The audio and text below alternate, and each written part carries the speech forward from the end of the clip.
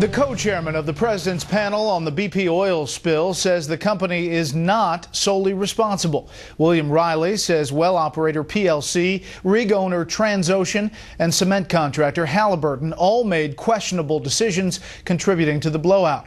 Meanwhile, Chevron expects Gulf production to fall as much as 10,000 barrels per day in the second half of the year following the drilling moratorium. Now, correspondent Shannon Bream reports there is a new obstacle to getting energy from beneath the sea.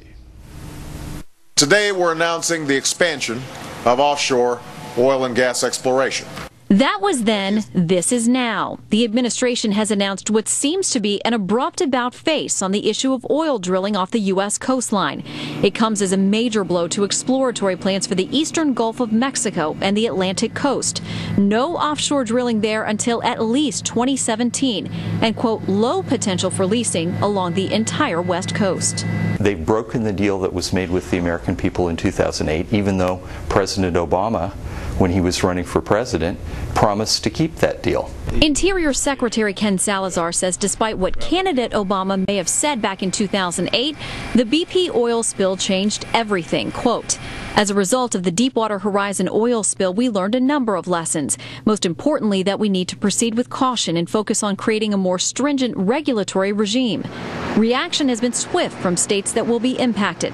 Florida's governor-elect Republican Rick Scott says he is, quote, disappointed that the White House has chosen to unilaterally impose a policy that threatens job creation and economic growth without consulting our office. Virginia Governor Republican Bob McDonnell says the decision to ban drilling was a surprise to him as well, and he's voicing grave concerns about the economic impact.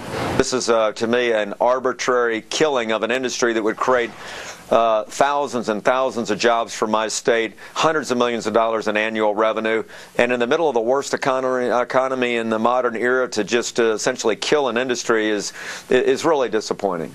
But supporters of the moratorium argue it will actually increase economic opportunities for coastal communities in a way that oil and gas exploration cannot.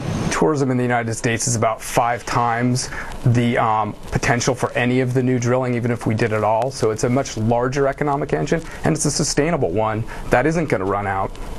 Today, the Presidential Commission that's been investigating this summer's massive Gulf oil spill recommended 2 new entities, a safety institute set up by companies within the oil and gas industries and an independent government agency to oversee conditions for offshore workers. Brett. Shannon, thank you.